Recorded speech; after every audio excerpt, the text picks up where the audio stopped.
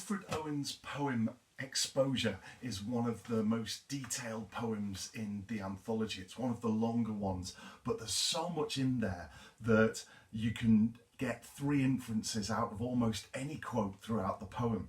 And even in 3 sessions, which I'll do like I've done with every other poem, you just can't have enough time to get everything out of the rich language and the rich metaphors that Owen uses in this poem. There's so much to say about this poem, and for those aiming for the higher grades and really wanting to stand out, this is a fantastic poem for looking at images that I might not pick out but you might pick out independently and be able to really run with and get an enormous out of some of these key quotes. As usual, I'll go through 3 sections. I'm going to split it up into units of around about 2-3 stanzas. It's an 8 stanza poem, so we'll do 2 stanzas in the first section, then 3, then 3. But as I say, there's so much more to this poem than I could possibly get over in about half an hour of 3 little sessions here. So let's begin. Wilfred Owen, we need to know about Wilfred Owen. Wilfred Owen was a frontline soldier in the trenches in the First World War and joined up like many countless other men, hoping to fight for the country, hoping to do what was right. In all of his poem, Wilfred Owen is critical of several different people. So he's critical of those who said it was glorious to die for their country, and one of his poems, Dulce et Decorum Est, really tackles that idea that it's not glorious to die for your country. He's critical at those at home who felt that it was the right thing to do to join up. He's critical of the generals who are pretty much murdering men in their thousands with their ineptitude, with their lack of control over the war. But to sum it up, what he talks about is his subject. My subject is war and the pity of war. That's not a quote from this poem. That was a quote from Wilfred Owen about his own work. So what he wants to capture is his own experiences and the experiences of countless other soldiers just like him who were stuck in the horrors of the First World War. Sadly, Owen died before the First World War was out, and only a few months beforehand he suffered shell shock and was hospitalised. So he really suffered and really knew what it was like to be in the trenches and to suffer the great misery of war, and is considered not just one of the great war poets, but really one of the great poets of English literature.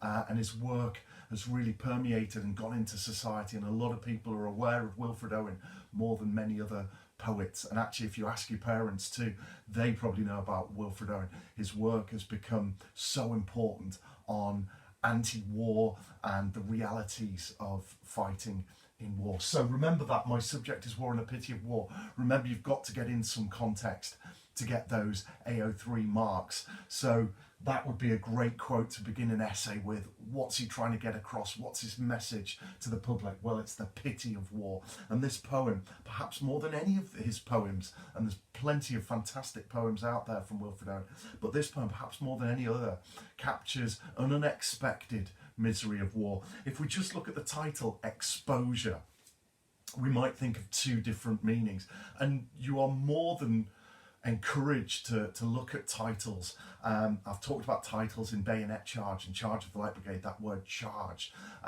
But Exposure is one of the more interesting titles in the anthology because it has more than one meaning. And as always, we're looking for quotes that have more than one meaning so that we can really dig deep and write an enormous amount about them. Well, exposure. What is exposure? It's actually counted as a condition, exposure to the elements. And the poem is about exposure to the elements, being open to the weather, being attacked by the weather, suffering because of endless cold, of pneumonia, of frostbite and so forth. And that's what he talks about in Exposure. So it is about being exposed to the weather. But also, if you expose something, you are making a public more aware of something. So this was his exposure to the public of what the reality was like in war. Back at home, there was a lot of what was called propaganda, where it was made to sound glorious and a jolly game. And there were poets, one of which was called Jesse Pope, who Wilfred Owen particularly attacks in some of his poetry, who talked about the war being a game. Are you for the game? What did you do in the war? All of those positive slogans to join up and fight the Germans and be home by Christmas. And of course, all of that was completely untrue. And Wilfred Owen is exposing the truth, the reality of life in the trenches, and he does that brilliantly in this poem. So let's read through the poem, then you can see that I've got the fullest board that I've had for any of these sessions, and I would imagine that they'll be just as full for the rest of this poem too. Exposure. Our brains ache in the merciless iced east winds that knife us. Wearied, we keep awake because the night is silent. Low, drooping flares confuse our memory of the salient. Worried by silence, sentries whisper, curious, nervous, but nothing happens. Watching, we hear the mad gusts tugging on the wire, like twitching agonies of men among its brambles. Northward, incessantly, the flickering gunnery rumbles far off like a dull rumour of some other war. What are we doing here? The poignant misery of dawn begins to grow. We only know that war lasts, rain soaks, and clouds sag stormy. Dawn massing in the east her melancholy army attacks once more in ranks upon shivering ranks of grey, but nothing happens. Sudden successive flights of bullets streak the silence, less deadly than the air that shudders black with snow, with sidelong flowing flakes that flock, pause and renew. We watch them wandering up and down the wind's nonchalance, but nothing happens. Pale flakes with fingering stealth come feeling for our faces. We cringe in holes, back on forgotten dreams, and stare, snow-dazed, deep into grassier ditches, so we drowse, sun-dozed, littered with blossoms trickling where the blackbird fusses. Is it that we are dying?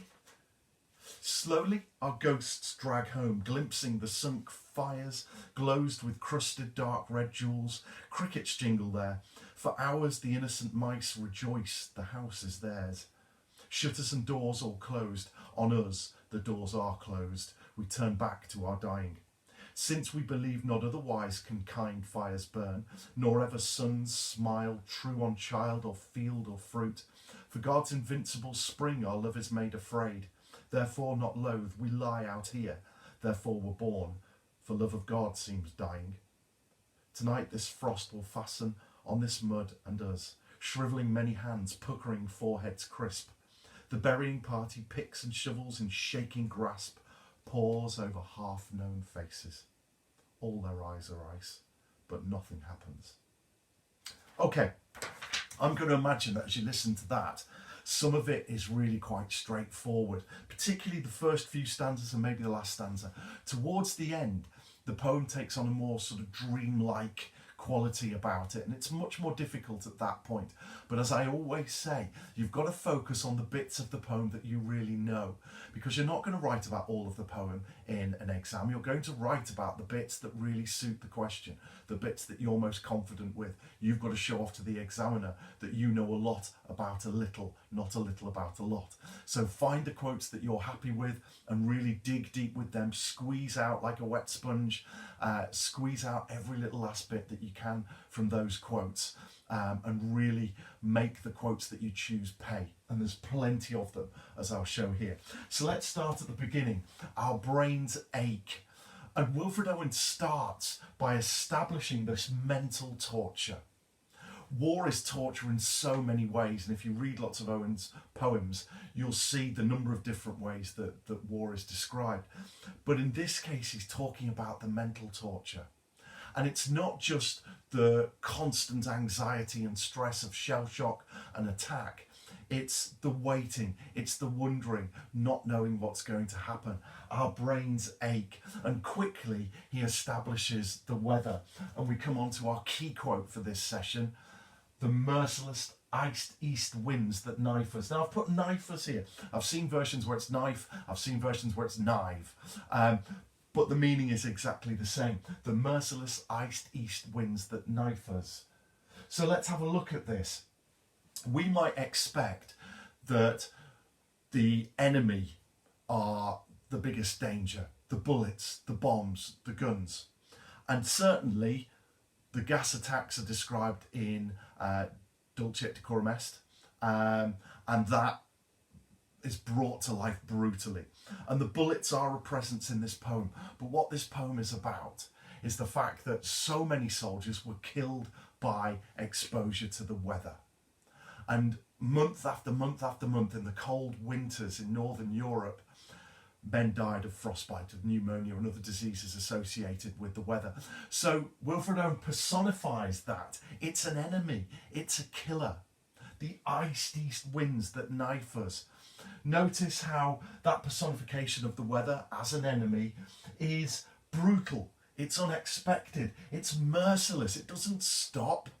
It's got no mercy. It doesn't see that the soldiers are dying. It carries on month after month, day after day, week after week, year after year in that war.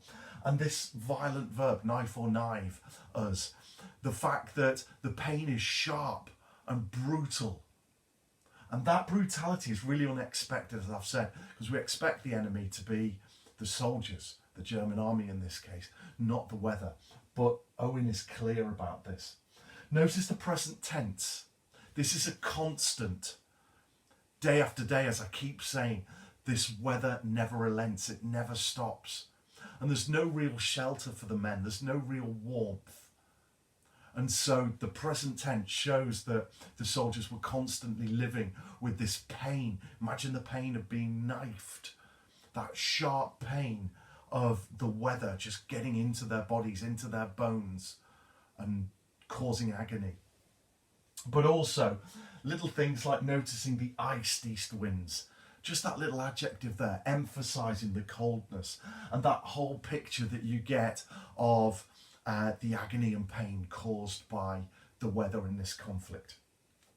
Wearied, we keep awake because the night is salient. And the mental torture comes back again. They've got to keep awake because they never know when an attack is going to come. And of course the night is colder as well, so it's much more difficult to sleep than it would be usually. Low drooping flares confuse our memory of the salient. Worried by silence, sentries whisper, curious, nervous. Notice the sibilants there, that repetition of the S sound. It's a type of alliteration. If you can't remember in the exam the word sibilants, alliteration of S will be okay. But sibilants is the proper word. And actually that sounds like the wind. Later on, Owen uses it to sound like the bullets as well. So you've got all of this cacophony of sound surrounding the soldiers. And the wind, being a deadly enemy, that S sound sounds deadly. It causes anxiety, it causes worry, because it kills just as much as the enemy fire. And then by the end of that stanza, we've got, but nothing happens. Notice how Owen has presented that on its own at the end of a stanza. And notice that it's repeated at the end of stanza 1, stanza 3, stanza 4, and right at the end of the poem as well. But nothing happens. What is it that's not happening? Well, it's a number of things, isn't it? First of all, they're not moving anywhere. The First World War was fought out over 4.5 years, and for a lot of that period no one moved, and it was just brutal to gain tiny bits of ground, if anything. So nothing actually happened, nothing moved. There was a lot of waiting around. So that emphasizes the lack of pace in the attack. They're just waiting around, but nothing happens, and that adds back to the mental torture. They're waiting for something happening. Nothing happens, there's no resolution. Nothing ever changes. So day after day, they're not getting warmer, they're not getting safer, they're still exposed to the conditions of the weather that are killing so many people. So, but nothing happens really stands out as repeated. And the fact that it's repeated shows that nothing happens and nothing happens again. And that much waiting adds to the mental torture of the soldiers. Watching, We hear the mad gusts tugging on the wire, like twitching agonies of men among its brambles. So we've got here lots of imagery of pain, the agonies, the twitching, the mad gusts. And you're mixing in here the idea of the natural imagery that's causing pain, but also the physical pain of the wire, the physical pain of the deaths due to the weather, as well as at the hands of other soldiers. Northward, incessantly. Incessantly is a key adverb. I've not even got space to put it on the board, but incessantly is an adverb that means never stopping. It never stops. And that idea that nothing changes, nothing happens, nothing stops, everything continues, like the present tense of the verb knife, to emphasize that there's no escape from these conditions. There's no way out for the soldiers. There's no relinquishing of this torture. The flickering gunnery rumbles far off like a dull rumour of some other war. So actually they can hear gunfight going on elsewhere. And it's a dull rumour. What's killing them is the weather and the waiting. Elsewhere, there's another war going on where there's actual physical fighting. But theirs is no less deadly. It's torture and it's pain and it's misery caused by the weather, which adds to the mental torture, the stress of anxiety, of waiting and waiting. And then finally, this rhetorical question in this section: what are we doing here? And that's a huge question, isn't it? What are we doing here? And there's so many ways you could look at that. Firstly, the big picture. Why on earth are they in that point at that time? And that's reminiscent of Bayonet Charge, where Ted Hughes writes in What Cold Clockwork of the Stars Was I the Hand Pointing to That Second, where he starts to wonder about what's brought into this condition. Exactly the same idea in Wilfred Owen's poem here. What are we doing here? But also more to the present. What are we doing? We're just waiting to be killed by either gunfire or, more likely in this case, by the weather. So there's that frustration that nothing's changing and nothing's happening. And that rhetorical question is asked because they don't know the answers. They've not a clue when things will actually change.